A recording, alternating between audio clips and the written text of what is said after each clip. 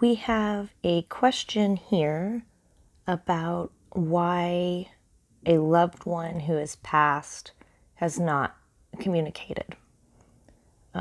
Many cultures, many people expect that after the passing of a loved one, you'll receive some sort of communication, and this person has not. So we have a spread here talking about, or exploring why that would be.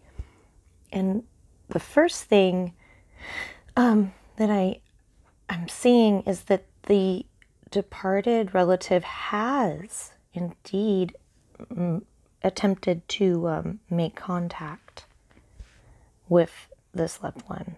They have sent messages in a variety of ways, but the living have been so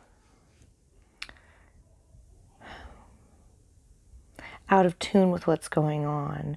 They're not seeing those communications. They're not seeing the messages that are being sent. They're walking right past them. They're going unnoticed.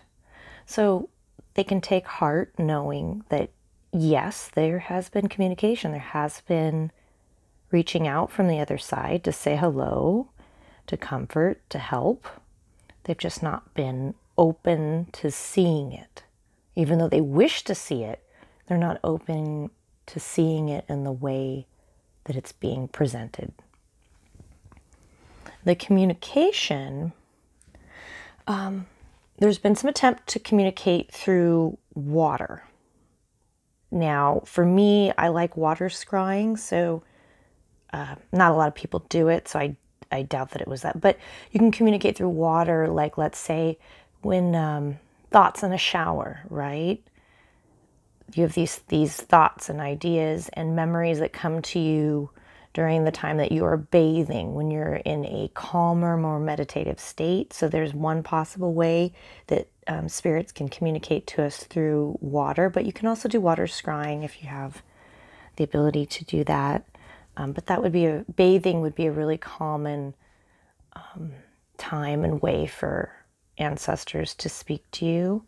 And another way that this departed loved one has reached out is through fire.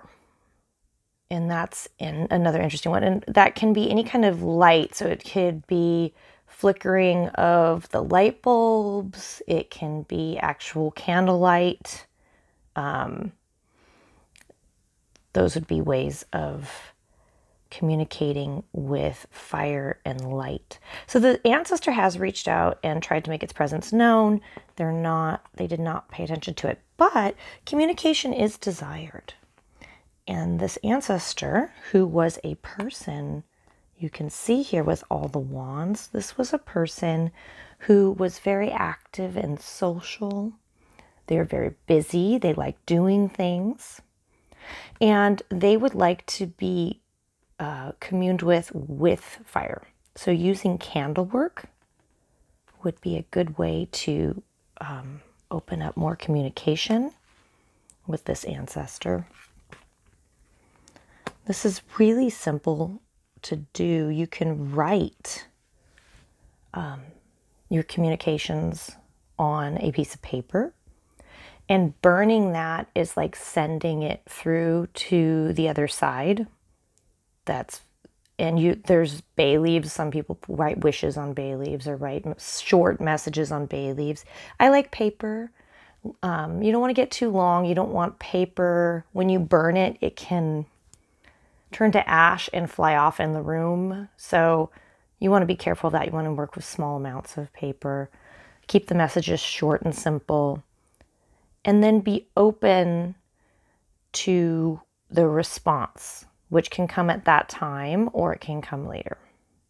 Okay? That's really all there is. And that's really lovely to know that we do have our loved ones that want to communicate with us after they're gone. All right, that is it. If you are curious about anything divination-wise, let me know and I will address it. If you'd like a reading of just about any kind, let me know about that too. And beyond that, have a great day.